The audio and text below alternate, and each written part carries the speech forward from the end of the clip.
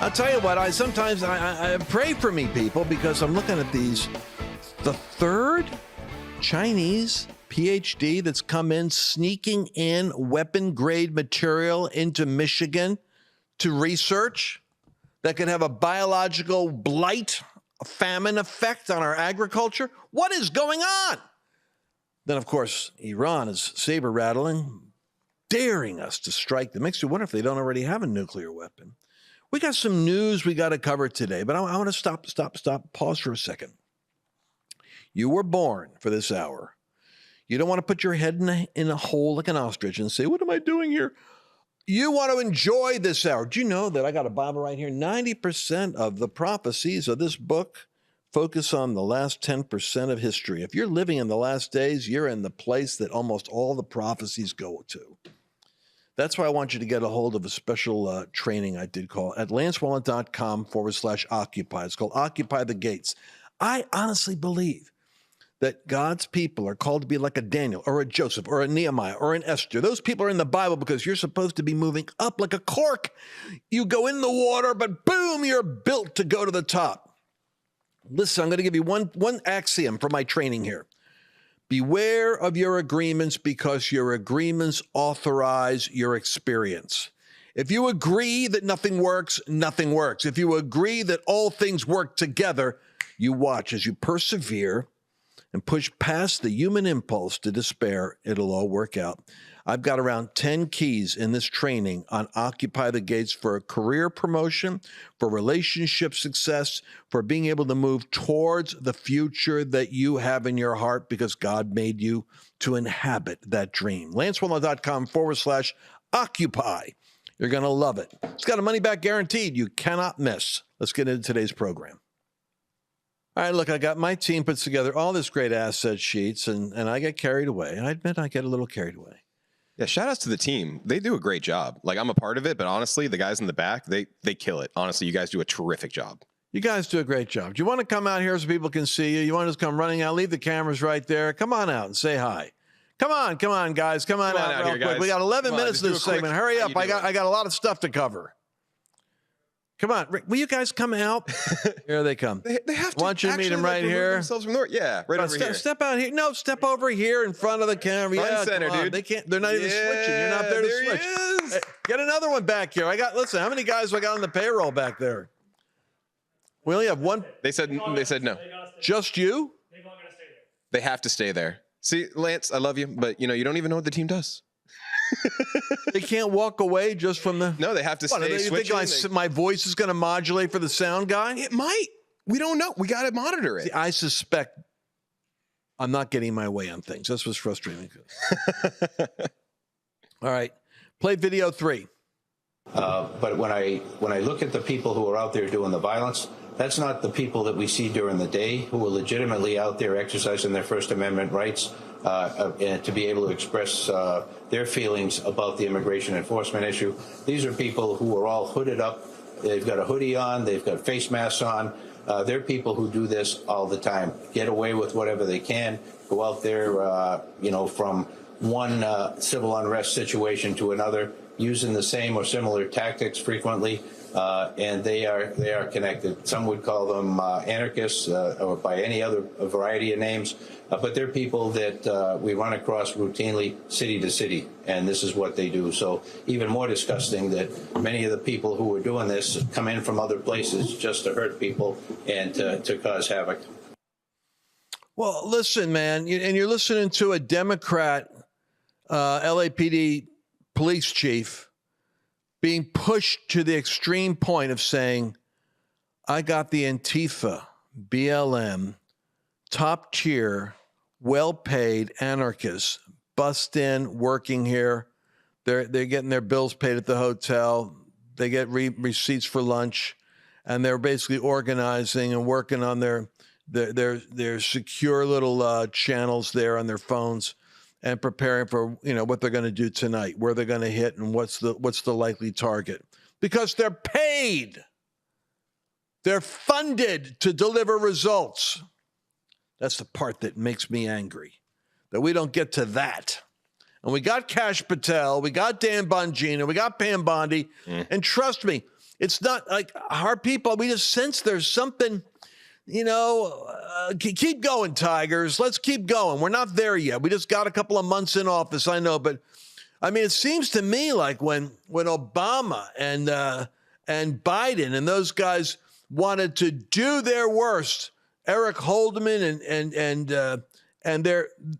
Comey and Brennan and Clapper, like what a grip they had on being able to control events and drive Trump into the Russia collusion thing.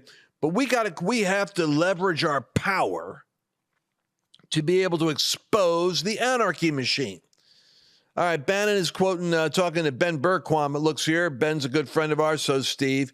He's talking about, Steve Miller always said the battle for America was going to be in Los Angeles because that's ground zero where the money, the activists, the NGOs, even the underground Catholic organizations, and the illegal immigration machine runs the strongest. Let's hear what happened.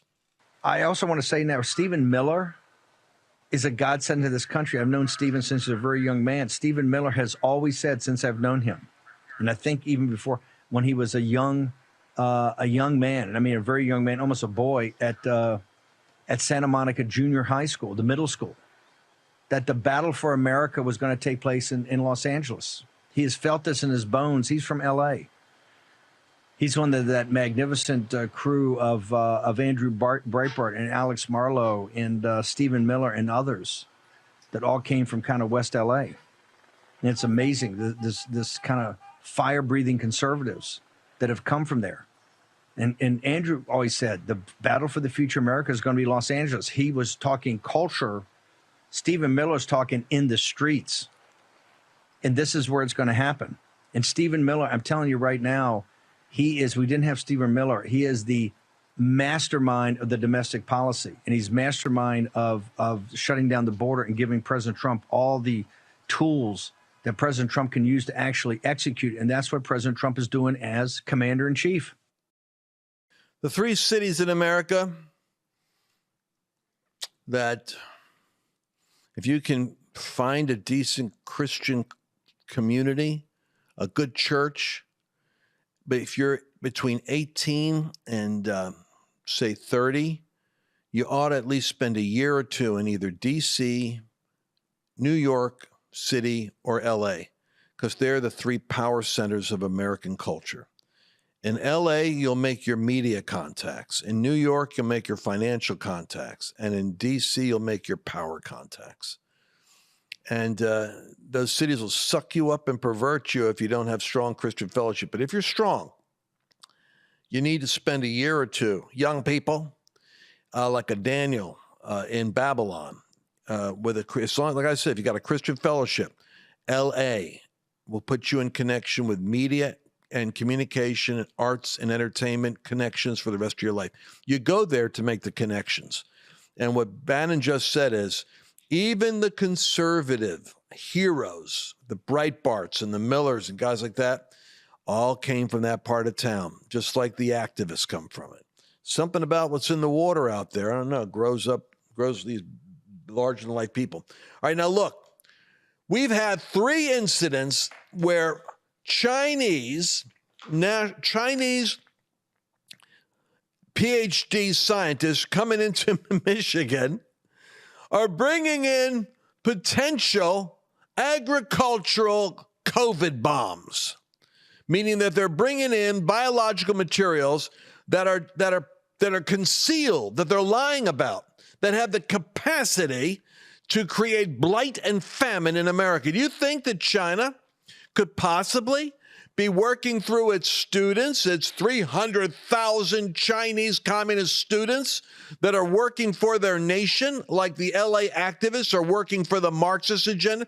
Do you think it's possible that we've had 3 times alleged smuggling of biological materials from Alien Science Technology University in Wuhan? Have you heard that name before? Where have I heard Coming into the United States. I want you to watch the first 2 were caught, and I'll tell you about the third one. Watch video 26. President Breaking tonight, 2 Chinese nationals have been charged with smuggling a dangerous biological pathogen into the United States. And this pathogen is considered a serious threat to our food supply and thus our national security. Fox's David Spunt is here with all the details. David, this is terrifying.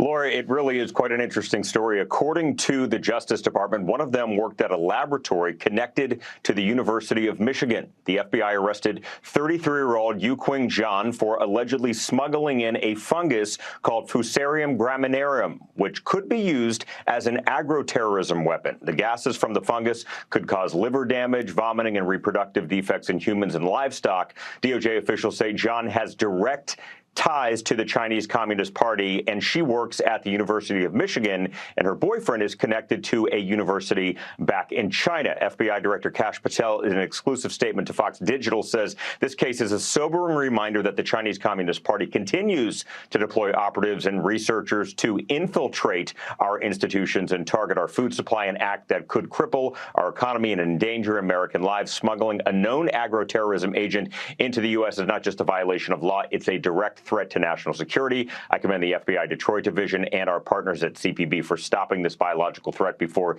it could do real damage. All right, so go ahead and look at Article 27. Is this one including the third? Have you guys got the third one we just found? Alarming pattern. Another Chinese national arrested for smuggling biological weapons to the United States. What date was that? No, I got a new one for you. Get ready for this one. My daughter just sent this to me. I had to check it out. I checked it out. It's valid.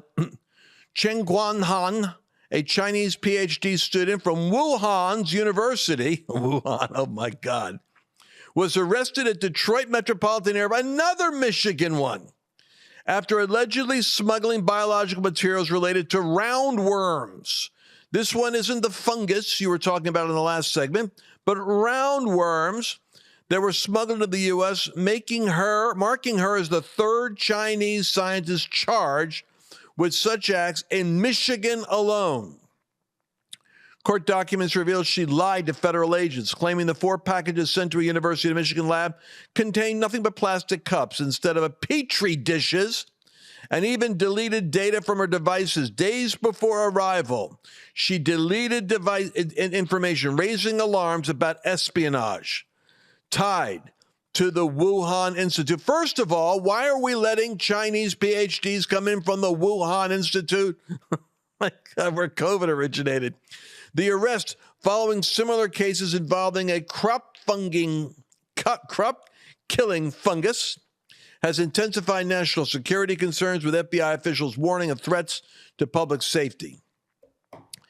Well, we only have 55 seconds left, so I want to warn you that your prayers are creating a shield, or we wouldn't catch these people. Well, do you think it's in any way related or similar to Operation Paperclip after World War II when we brought Nazi scientists in to join NASA? Like, these guys know more about COVID than we ever will because they designed it in their labs. We should have them helping us out, too. Is it any way like that? Yeah, the only problem is we wouldn't be arresting them, the government wouldn't be arresting them if we're secretly working with them.